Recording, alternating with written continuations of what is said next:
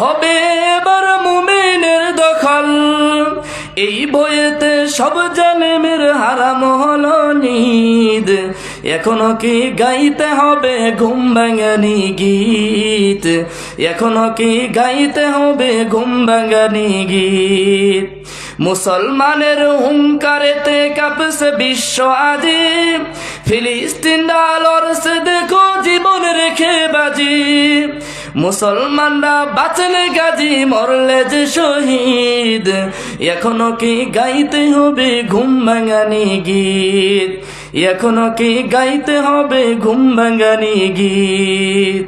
আলহামদুলিল্লাহ, কমলপুর মুন্সিপাড়া জামে মসজিদ ও মহল্লাবাসীর উদ্যোগে ৬ষ্ঠ বার্ষিকী তাফসীর কুরআন মাহফিল। আজকের মাহফিলের সভাপতি সাহেব এবং সহ সভাপতি সাহেব, প্রধান অতিথি এবং আজকের মাহফিলের আমন্ত্রিত উলামায়ে কেরামগণ, মেহমানবৃন্দ, বিশেষ অতিথিবৃন্দ সহ আমার সামনে বসা এলেম পিপাসু ইসলাম প্রিয় বৃদ্ধ বাবাজিরা, যুবক ভাইরা, স্নেহের কচিকচা বাচ্চারা, সর্বপ্রথম আমরা সেই মহান দরবারে শুকরিয়া জ্ঞাপন করি যেই মহান রব্বুল ইজ্জত আমাদেরকে এশারের নামাজ আদায় করার পর একটি দিনী মজমায় বসার জন্য তৌফিক এনায়েত করেছেন। এই জন্য সেই মহান দরবারে শুকরিয়া জ্ঞাপন করি।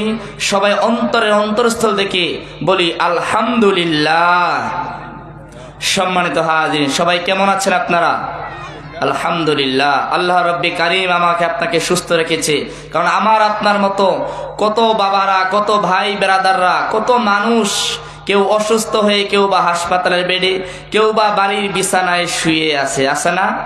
আল্লাহ তাআলা আমাকে আপনাকে সুস্থ রাখছে, এই জন্য দিনী বদলায় আসতে পেরেছি। আবারও শুকরিয়া জ্ঞাপন করি, বলি আলহামদুলিল্লাহ। দরুদ পড়ি সাইয়্যিদুল মুরসালিন খাতামুন নবিয়্যিন আখির জামানার পয়গম্বর এবং রাসূলের উপর, সবাই বলি সাল্লাল্লাহু আলাইহি ওয়াসাল্লাম। সম্মানিত হাজিরিন, সময় একেবারে সংক্ষিপ্ত, তো আসেন আমি কুরআনুল কারীম থেকে একটা আয়াত তেলাওয়াত করেছি এবং নবী আরবি সাল্লাল্লাহু আলাইহি ওয়াসাল্লামের অসংখ্য হাদিস থেকে ছোট্ট একটা হাদিস তেলাওয়াত করেছি। আল্লাহ রব্বে কারীম আমাদেরকে পৃথিবীতে সৃষ্টি করেছেন আল্লাহর কিছু বিধান, আল্লাহর কিছু বিধান, কিছু নিয়ম নীতি দিয়ে, তাই না? তার মধ্যে একটা, যেমন ভাবে আল্লাহ রব্বে কারীম 5 ওয়াক্ত নামাজ আমার আপনার জন্য ফরজ করে দিয়েছেন, যেমন ভাবে আল্লাহ তাআলা রোজা ফরজ করে দিয়েছেন, ঠিক তেমনি ভাবে আমার মা বোনদের জন্য এবং পুরুষদের জন্য কিন্তু আল্লাহ তাআলা পর্দা করা ফরজ করে দিয়েছেন। কথা কোন ঠিক কিনা? আমার আল্লাহ বলেন ওয়াকরনা ফি বুয়ুতিকুন্না ওয়ালা তাবাররুজনা তাবাররুজাল জাহিলিয়াতিল উলা। ও পর্দালে মা ও বোনেরা, তোমাদেরকে আল্লাহ রব্বে কারীম লক্ষ্য করে উদ্দেশ্য করে বলে যে আমার মা বোনেরা যাতে করে তারা জাহেলিয়াতের যুগে যেভাবে তারা চলতো বেঢঙ্গার মতো, এইভাবে যাতে করে তারা না চলে। আল্লাহ পয়গম্বর হাদিসে কি বলেন? ক্বালান নাবিয়্যু সাল্লাল্লাহু আলাইহি ওয়াসাল্লাম ইযা সাল্লাতিল মারওয়াতু খামসাহা ওয়া সামাত শাহরাহা ওয়া আহসানাত ফারজাহা ওয়া আতাত বা'লাহা। আল্লাহর পয়গম্বর নবী আরবি সাল্লাল্লাহু আলাইহি ওয়াসাল্লাম হাদিসের মধ্যে মা বোনদেরকে উদ্দেশ্য করে বলেন, এ পর্দালে মা ও বোনেরা আপনারা শুনেন, আমার পয়গম্বর হাদিসের মধ্যে জানায়া দেয় ইজা সাল্লাতিল মারওয়াতু খামসাহা, 1 নম্বরে এরে মুমিন, আমার আল্লাহর পয়গম্বর হাদিসের মধ্যে জানা দেয় 1 নম্বরে হলো 5 ওয়াক্ত নামাজ, 2 নম্বরে ওয়াসামাত শাহরাহা, রমজান মাসের রোজা, 3 নম্বর হলো ও আহসানাত ফারজাহা, নিজের সতীত্বকে হেফাজত করা, 4 নম্বরে ও আতাত বা'লাহা, স্বামীর খেদমত করা, স্বামীর অনুগত্য করা। এ পর্দার মা বোনেরা শুনি,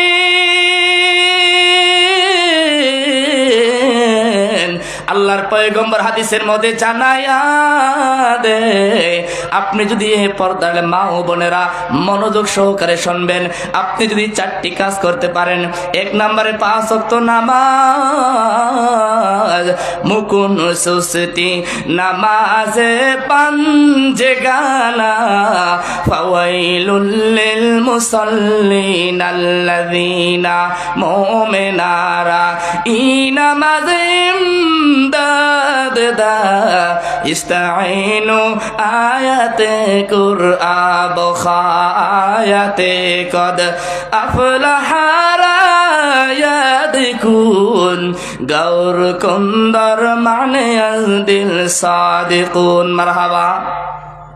এরে মুমিন, আমার আল্লাহর পয়গম্বর নবী আরবি সাল্লাল্লাহু আলাইহি ওয়াসাল্লাম হাদিসের মধ্যে জানায়া দে, আপনি যদি 4টি কাজ করতে পারেন, আপনি আল্লাহ রব্বে কারীম জান্নাতের জন্য কয়টা দরজা রাখেছেন? কথা বলেন, কয়টা? 8টা দরজা রাখছেন। এরপর মা, আপনি যদি 4টি কাজ করতে পারেন গো মা, আপনি জান্নাতের 8টি দরজা, যে কোনো দরজা দিয়ে মন চায় আপনি ও দরজা দিয়েই জান্নাতে প্রবেশ করতে পারবেন। সুবহানাল্লাহ। আল্লাহর পয়গম্বর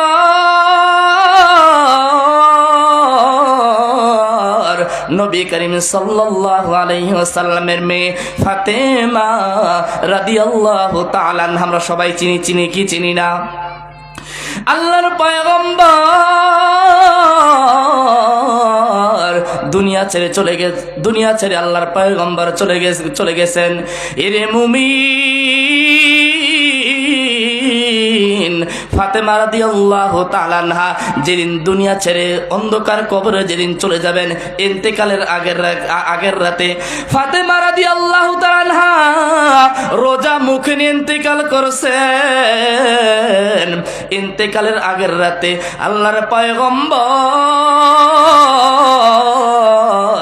নবী আরবি সাল্লাল্লাহু আলাইহি ওয়াসাল্লাম উনার মেয়ে ফাতেমার স্বপ্ন যুগে চলে আসলো। ফাতেমা রাদিয়াল্লাহু তাআলা আনহা রাতের বেলায় ঘুমায়, ঘুমের মধ্যে ফাতেমা রাদিয়াল্লাহু তাআলা স্বপ্নের মধ্যে দেখছেন উনার বাবা, মানে আমার মদিনার নবী, কথা কোন ঠিক কিনা? ইমামুল আউয়ালিন ওয়াল আখিরিন বাহরে সদকা রহমাতাল লিল আলামিন মসজিদে ও শুধ হামারু ये জমিন শুধ ওয়াজুদশ রহমাতাল লিল আলামিন। মদিনার নবী স্বপ্নের যুগে ওনার মেয়ে ফাতেমা রাদিয়াল্লাহু তাআলা আনহার স্বপ্নের যুগে চলে আসলো। আসে ফাতেমা রাদিয়াল্লাহু তাআলা আনহা বলেন, আমি ঘুমের মাঝে ঘুমে আমি ঘুমিয়ে আছি, আমার বাবা আমার আব্বাজান স্বপ্নে যুগে আসে, আমি যেই ঘরে ঘুমায় আছি ঘরের মধ্যে আমার আব্বাজান স্বপ্নের মধ্যে কি জানে খোঁজাখুঁজি করতেছে। একবার সামনের দিকে তাকায়, একবার পিছনের দিকে তাকায়, ডানে বামে সব দিকে তাকায়। আল্লাহর পয়গম্বর ফাতেমা রাদিয়াল্লাহু তাআলা আনহা ঘুমের মধ্যে বলেন, ও আমার আব্বাজান, আপনাকে তো আমরা বিদায় দিয়েছি, আপনি তো আর পৃথিবীর জমিনে বেঁচে নাই, আপনি আবার কেন আসলেন? কোন জায়গা থেকে আসলেন? আল্লাহর পয়গম্বর ফাতেমা রাদিয়াল্লাহু তাআলা আনহাকে বলে, ও আমার মেয়ে ফাতেমা, আমি তোমাকে ঘুমের মধ্যে আমি তোমাকে একটা সংবাদ দেওয়ার জন্য আসলাম। সুবহানাল্লাহ। কি দেওয়ার জন্য আসলাম? একটা সংবাদ দেওয়ার জন্য আসলাম। আল্লাহর পয়গম্বর ফাতেমা রাদিয়াল্লাহু তাআলা আনহাকে বললেন, ও আমার মেয়ে ফাতেমা, তুমি আজকে সাহরি করবা, তুমি দুনিয়ার জমিনে তুমি আজকে সাহরি করবা, কিন্তু ফাতেমা রে, তোমার সেহরি কিন্তু আর দুনিয়ার জমিনে হবে না, তোমার সেহরি হবে তোমার বাবা আমি নবী আরবি সাল্লাল্লাহু আলাইহি সাল্লামের সাথে জান্নাতি দস্তরখানায়। আল্লাহু আকবার। কোথায়? জান্নাতি দস্তরখানায়। এর মুমিন,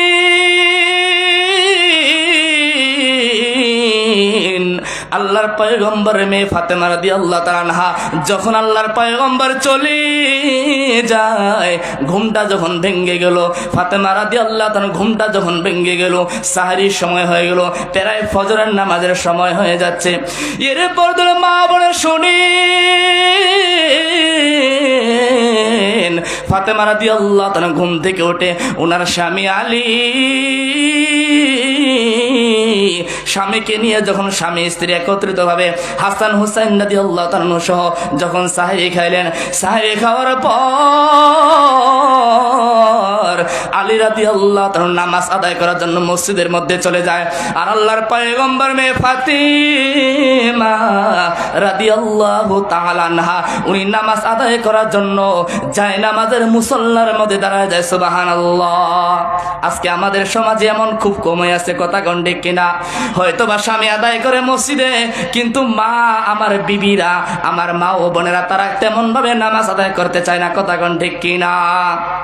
আদায় করতে চায়।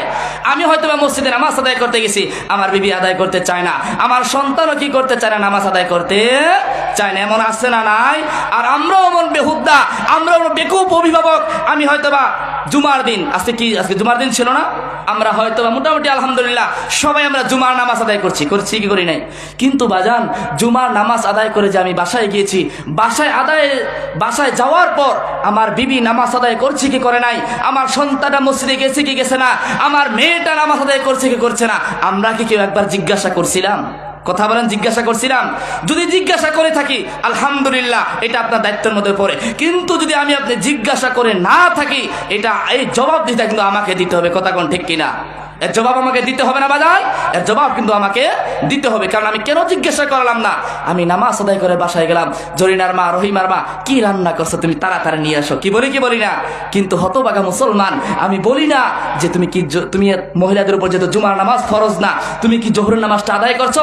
আমার মেয়েকে বলি না, আম্মু তুমি কি নামাজটা আদায় করছো? এটা আমরা বলতে চাই না। আর তারাও তো নামাজ আদায় করতে চায় না, কারণ দুনিয়ার চাকচিক্যময় দেখে তারা আখিরাতকে ভুলে গেছে, কথা কোন ঠিক কিনা? কারণ মা বোনদেরকে আল্লাহ বলল পর্দা করার জন্য আদেশ দিলেন, আর তারা এমন ভাবে আজকে বেটঙ্গ ভাবে তারা শহরে আনাচে কানাচে গ্রামে এমন ভাবে তারা চলাফেরা করে, তাদের দিকে যদি কোনো মুরব্বী চাচা দাদারাও আমার তাকায়, তিনবার বলে আস্তাগফিরুল্লাহ, কথা কোন ঠিক কিনা? ওরে 60 বছরা বহিরা নানি, ওরে 60 বছরা বহিরা দাদি, লিপস্টিক লাগায়, শর্ট কামিজ পরিয়া নানি রাস্তা দিয়া যায়। কথা কর, রাগ করতেছেন? বলেন রাগ করতেছেন? রাগ করলে বলবো না, এমন আছে বিদায় বলছি, ঠিক কিনা? ওরে 60 বছরা বহিরা নানি, ওরে 60 বছরা বহিরা দাদি, লিপস্টিক লাগায়, শর্ট কামিজ পরিয়া নানি রাস্তা দিয়া যায়।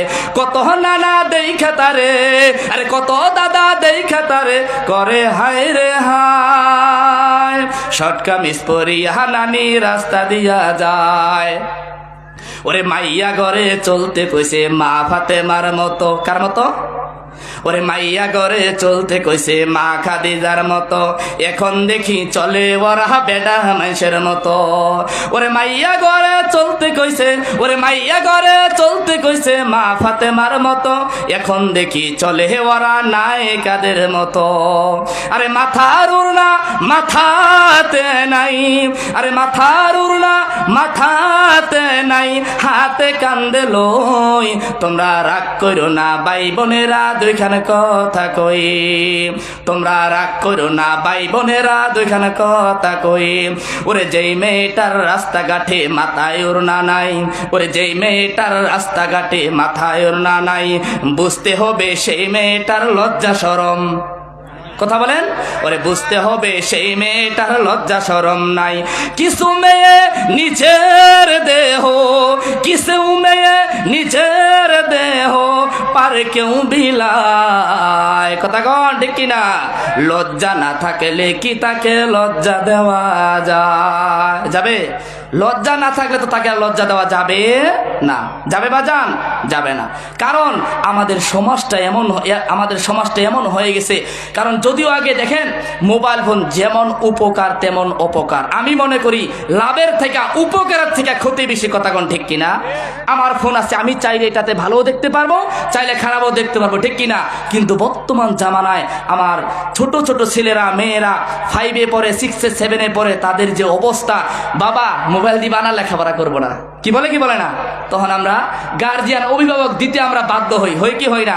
সে লেখাপড়া করবে না বিদায় মোবাইল ফোন আসে। আপনি একটু নিজের বিভাগে নিজে চিন্তা করেন, মোবাইল ফোন আসে, আমার ছেলে মেয়ে আগের জামানায় কতটা ভদ্র ছিল আর এখন তারা কতটা খারাপ হয়েছে, কথা কোন ঠিক কিনা? প্রেম প্রীতির জ্বালা মোবাইলের মেলা, প্রেম প্রীতির জ্বালা মোবাইলের মেলা, এখন আর চিঠি লেখা লাগে না। লাগে?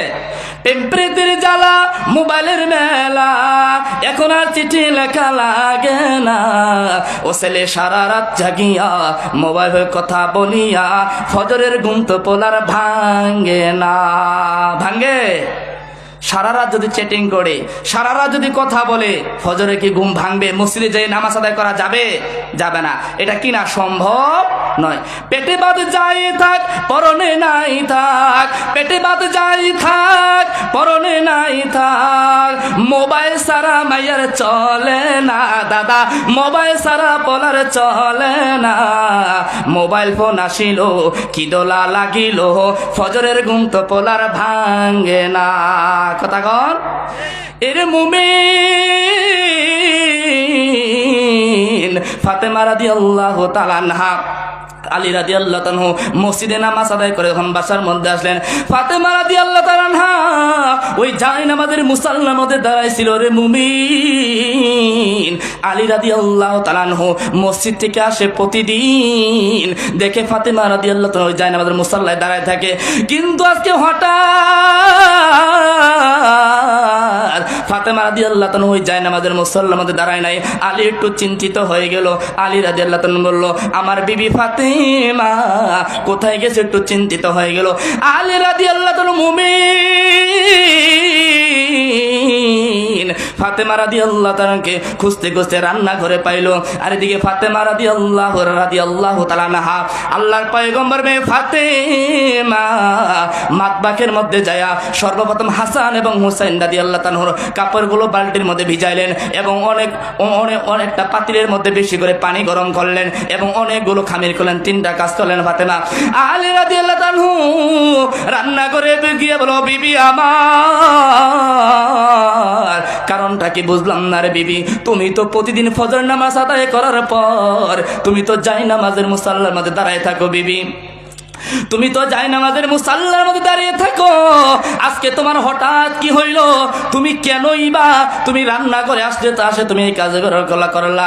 বিবি ফাতেমা বলে, ও স্বামী আমার, আমি তোমাকে বলি নাই রাতে স্বপ্ন যুগে আমার বাবা নবীজি আমাকে স্বপ্ন দেখাই দিয়েছে। ও স্বামী আমার,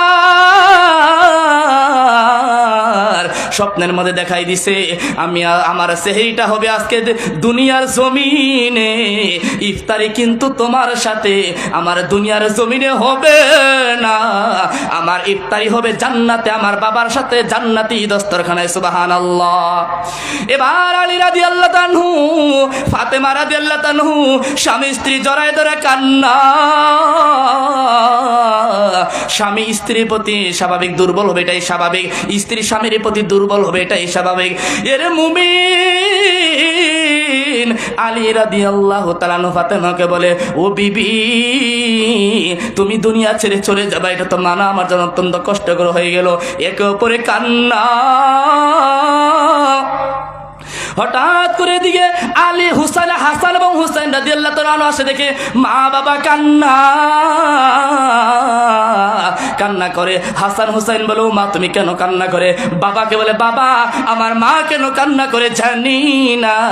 ফাতেমা বলে, আমি বলবো না, তোমরা তোমার নানা আমার বাবা তোমার রোজায় আত্মার মধ্যে চলে যাও। হাসান অনেক লম্বা ইতিহাস। হাসান হুসাইন রাদিয়াল্লাহু তাআলা মুমিন দিন রোজায় আথারের মধ্যে যখন চলে গেল, রোজায় আথারের মধ্যে সেখানে হাসান এবং হুসাইন এক ভাই আরেক ভাইয়ের কাঁধে কাঁধে মিলিয়ে সেখানে বসে বসে আর বলো, নানা বলো না, বলো আমার মা কেন কান্না করে, আমার বাবা কেন কান্না করে। আল্লাহর পয়গম্বর রোজায় আথার দিকে জবাব দিয়ে দে, কারণ আমরা সবাই জানি রে মুমিন, আল্লাহর পয়গম্বর যদিও দুনিয়া ছেড়ে চলে গেছেন কিন্তু হায়াতুন নবী, ঠিক কিনা? আল্লাহর পয়গম্বর বলো, নাতি হাসান হুসাইন যাও যাও, আজকে একটা বিশেষ দিন, তোমার মা আজকে দুনিয়ার জমিনে বেঁচে আছে, তোমার মার কিছুক্ষণের মধ্যে দুনিয়া ছেড়ে চলে যাবে রে নাতি। আমি নানা তো তোমাদের জন্য আছি, আজকে গুরুত্বপূর্ণ একটা সময়, তোমার মায়ের সাথে সময়টা কাটা, তোমার মায়ের কাছে দোয়া নাও, তোমার বাবার কাছে দোয়া নাও। হাসান হুসাইন সঙ্গে সঙ্গে মায়ের কাছে দৌড়ায়, মাকে গিয়ে বলো, মা তুমি বলে দুনিয়া ছেড়ে চলে যাবা রে মা, তুমি কেন বলো নাই? বিষয়টা বুঝলাম না। মা সন্তানকে বলে, সন্তান আমি যদি তোদেরকে বলি যে আমি দুনিয়া ছেড়ে চলে যাব, আমার অন্তরটা খণ্ড বিখণ্ড হয়ে যাবে, আমি বলতে পারি নাই। হে মুমিন, হুসাইন এবং হাসান রাদিয়াল্লাহু তাআলাকে মা ফাতেমা বলে, তোমরা তোমাকে নানা তো বলেছে। এরপর কান্না শুরু হয়ে গেল।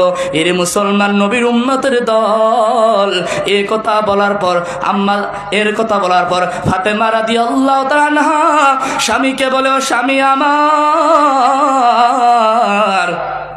আর তো বেশি সময় নাই, অল্প সময়ের মধ্যে আমি দুনিয়া ছেড়ে চলে যাব, তোমার কাছে দুইটি আবদার।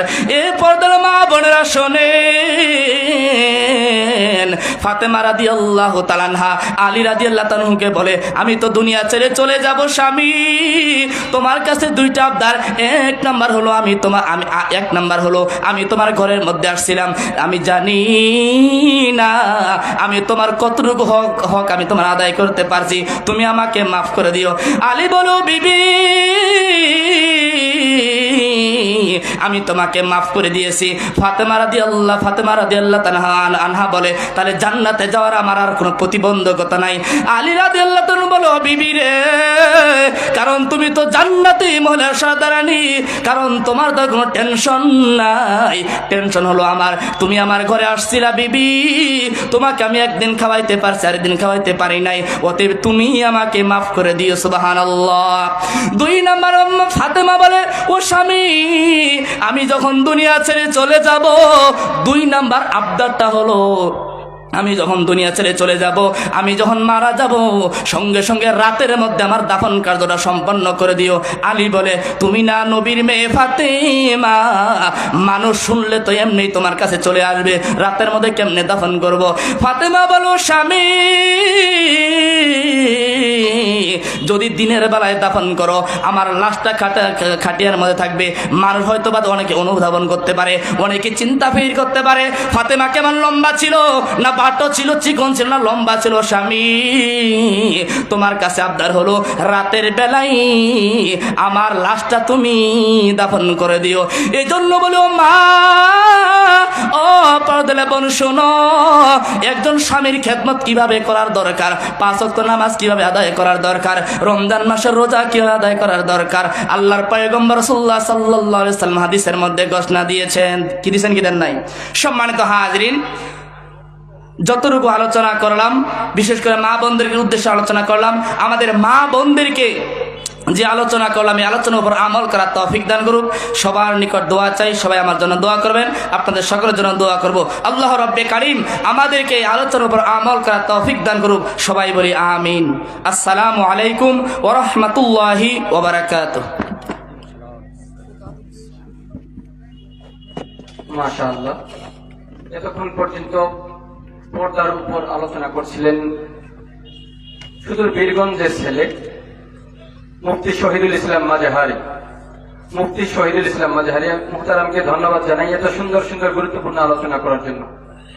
সম্মানিত এলাকাবাসী, আপনারা যারা এখনো বাড়িতে বসে আছেন, অযথায় সময় নষ্ট করছেন, এই সময় আপনাদের কোনো কাজে আসবে না।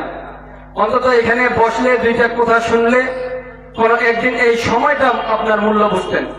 এজন্য যারা এখনো বাইরে আছেন অতি সত্বর আপনারা মাহফিলের প্যান্ডেলের মধ্যে চলে আসুন। এ পর্যায়ে আমাদের সামনে পবিত্র কোরআন হাদিসের আলোকে মহামূল্যবান আলোচনা পেশ করবেন আমাদের অত্র ইউনিয়নের সুযোগ্য ছেলে হাফেজ মাওলানা মোহাম্মদ আরিফুল ইসলাম আরিফি। হাফেজ মাওলানা মোহাম্মদ আরিফুল ইসলাম আরিফি। সম্মানিত এলাকাবাসী, আপনারা যারা বাহিরে বসে আছেন, দাঁড়িয়ে আছেন, আপনারা মাহফিলের প্যান্ডেলের মধ্যে বসে যাই।